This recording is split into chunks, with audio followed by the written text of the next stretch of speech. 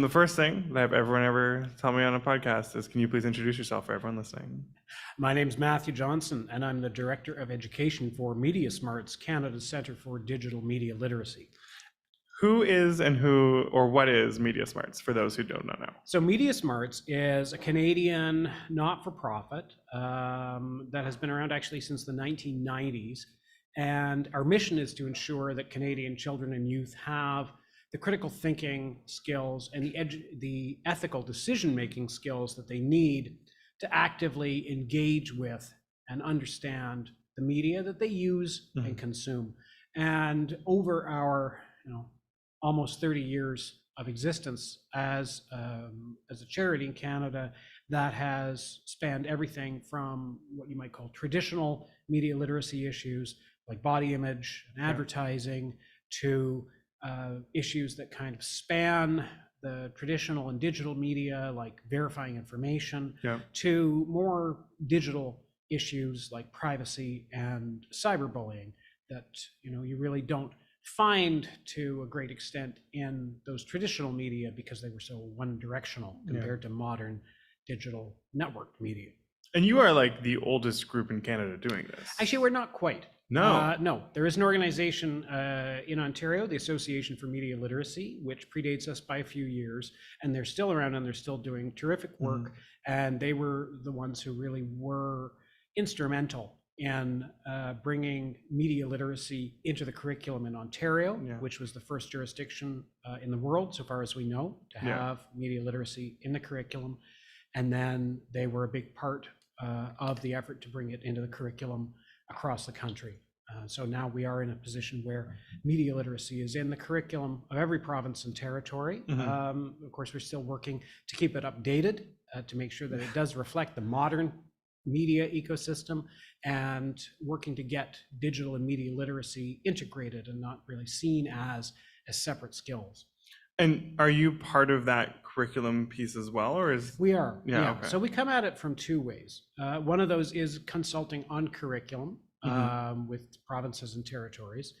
And the other one is identifying where digital media literacy is found in existing curriculum. So one thing we actually do every summer is we go through any new or revised curriculum in any province or territory, and we identify places that connect to digital media literacy. And sometimes that's explicit, particularly in newer curriculum. Sometimes it may talk about finding and verifying skills, but also it may be places where it doesn't necessarily explicitly connect it to media or digital technology, but where it makes sense to do so. So a lot of health curriculum talks about bullying or relationships. And of course, it's natural, even if it doesn't say cyberbullying or online relationships, it's natural to connect it there. And then we link from those curriculum charts to our own lesson resources so that teachers in any province and territory at any grade level can very easily find what they're teaching, find, yes, this is in the curriculum. Even if you're teaching math, it's there. And then go directly to lessons and other resources to bring it into the classroom. There's a ton of lessons and resources that you guys have put out over the years. And still today. And to the burning question that is associated with this event. In those resources, where do games situate themselves? Well, two different ways. So one, of course, is that we examine games as a medium.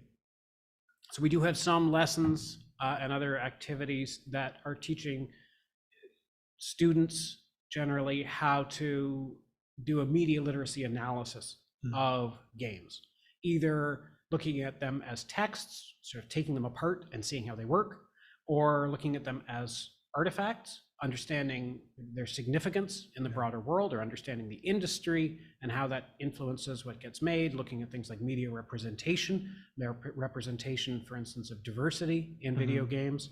And then, of course, there is making games. So that's one aspect, is sort of games as a medium. And then we also do develop educational games to teach digital media literacy skills. And those are some of our most popular resources. You find across the board that the games typically stand out? Yeah, generally. In some ways it was because of a first mover advantage, because we were one of the first organizations to have games available on our website that covered things like privacy and online verification and online safety, online marketing, and so those were very widely adopted in the early 2000s, and so we've been able to kind of build on that. So that when we introduce new games, the people who use the old ones often adopt them as well. And the nice thing about games as well is that they really span the classroom and the home. Because with the exception of a few games that really are designed specifically for the classroom, most of them are fairly short. Often we provide a guide or a lesson plan so that they can be integrated into a broader lesson if people want to, but the game experience itself is typically not that long. And so it can be something that can be done as a starter in a classroom, or it can be done as homework, or it can be done at home with parents. Yeah, no, and I mean, as someone who studies media literacy games as part of the dissertation, I've played a very large number of the games that you've produced, and they are arguably the oldest ones that I found in my sample that have been made in Canada.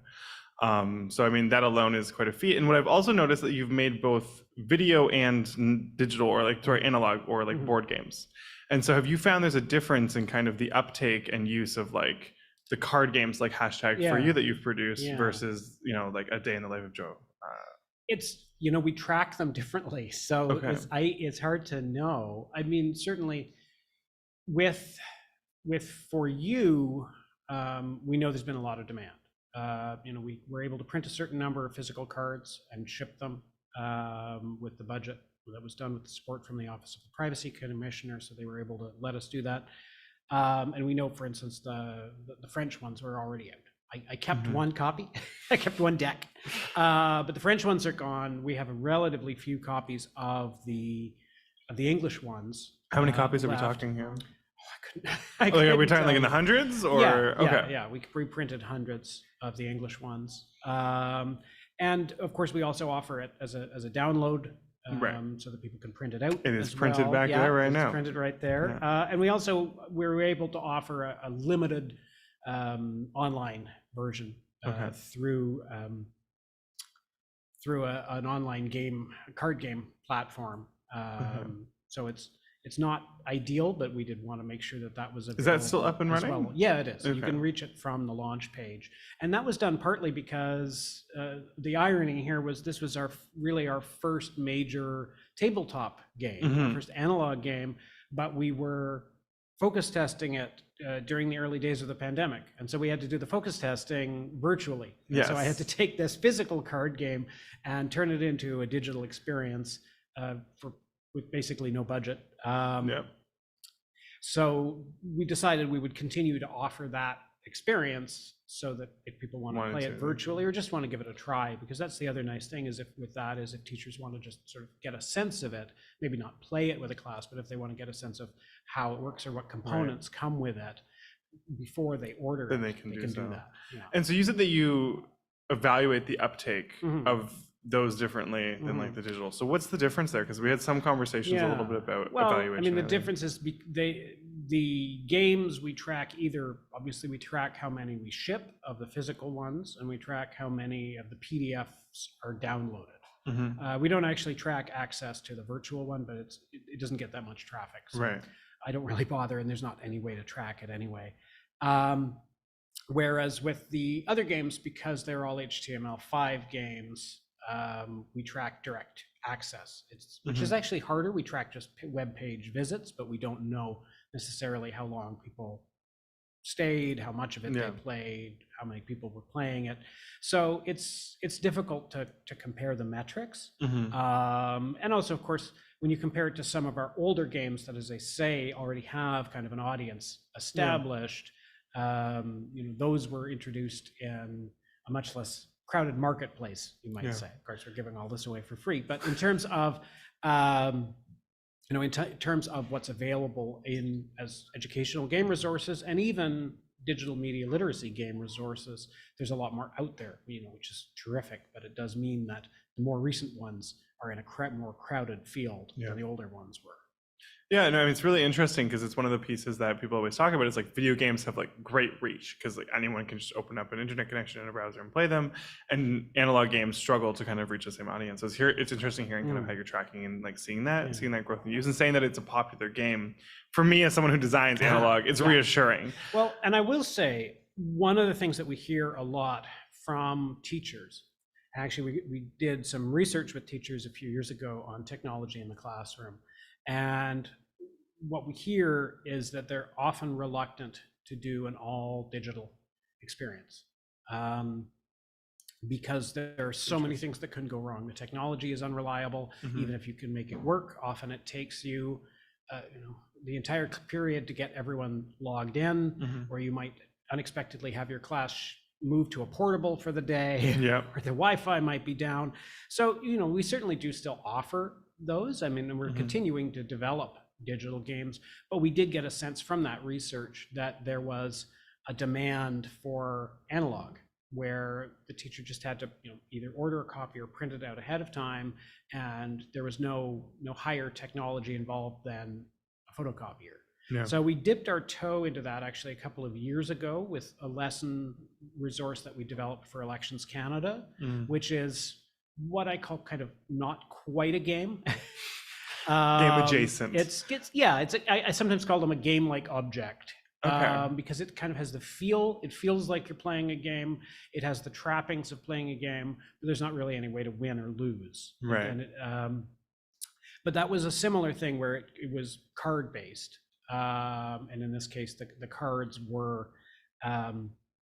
different little scenarios of possible political misinformation. And then you would gradually flip over other cards that gave you more information about the situation.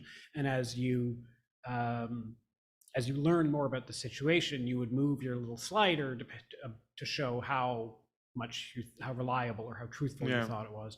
And Elections Canada told us they had tremendous response to that.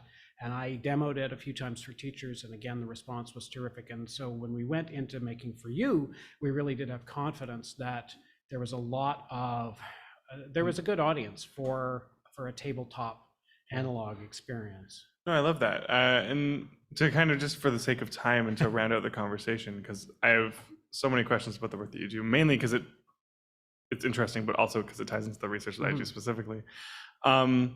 Are there gaps that you still think need addressing? Are there spaces that you still think either games or just resources in general aren't kind of hitting the mark yet? Well, there are always gaps. There are always gaps. A lot of what I do is going back over our existing resources and trying to find and fill those gaps, because we try to keep everything that we do updated. We have a target that there's nothing on the site that's more than 3 years old. We're not there yet, but we're getting there. And I think where there are probably the biggest gaps are genuine games that teach digital media literacy skills as part of the gameplay. And that is the toughest nut to crack for us, where you really are learning by doing, where the action of playing the game is learning and practicing the skills.